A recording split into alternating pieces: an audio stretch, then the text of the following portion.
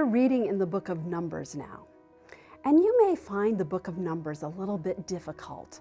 There's a lot of lists of names and places, and you might say, well, what does that mean to me? And I want to help you to paint a little picture. In the beginning of the book of Numbers, a census is taken of all the people that have left Egypt and are now as part of the wilderness camp of the children of Israel. And God has given Moses a description of how that camp should work. And so yes, we have lists of names and numbers of how many people from each tribe, but there's also a description whereby the center of the camp was the tabernacle of the Lord. And remember, God's presence manifested in that tabernacle. It was a pillar of fire by night, and it was a cloud by day. So constantly there was the evidence of God's presence in the middle of the camp. So the very center of the camp was the tabernacle, and then on the four sides of the tabernacle, each side had 3 tribes. So you can just imagine in your mind's eye the thousands and thousands of tents that are spread out from the tabernacle. Moses and Aaron were on one side where they constantly interceded with God for the needs of the people, but the tribes are all around. It's a beautiful picture of the idea that God should be the absolute center of our lives.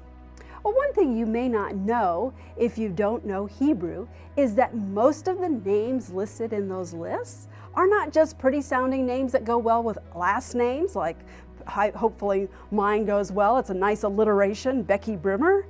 And maybe your parents chose a name because it was named after a flower or some other thing they thought was pretty. No, the names in the Bible are actual Hebrew words. It'd be like if I was named a woman who knows God, and every time my mother called me to dinner, she would call out the door, woman who knows God, come to lunch, come to dinner.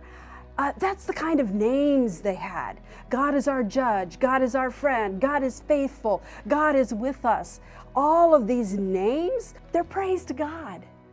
How amazing that every time it was dinner time, the mothers of Israel would step to the edge of their tents and call out to their children from one end of the camp to the other.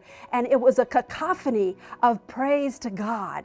His name actually appears in many names.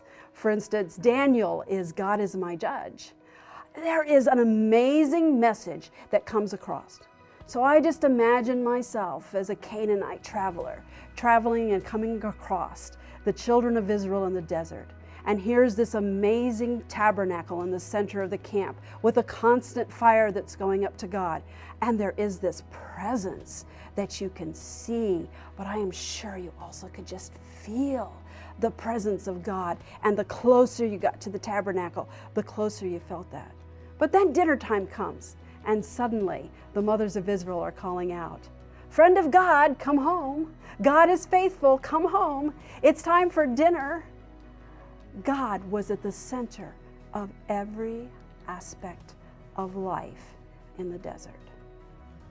So when you're in one of your desert experiences, just remember to put God at the center and remember to give Him praise. He is with you in every circumstance. Come join us in reading the Bible this year. There is so much riches of what God wants to show us.